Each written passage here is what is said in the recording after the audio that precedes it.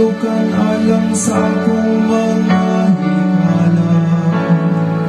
Ang nakakita ka na ko sa gawas, nagpahilay mo ka na ko. Hikalimtan ako sama sa mga minatay nga wala hinumdumi. Sama ako sa usa ka panaksan nga buwan.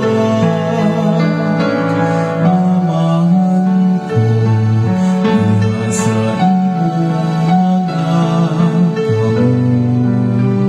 Itugyan ko ang akong kinabuhi. Apan ang akong pagsalig anaa kanimo, naghaing ako, ikaw ang akong Diyos. Sa imong mga kamot ana ang akong destino. Luwas ako gikan sa gahom sa akong mga kaaway ug mga manggo.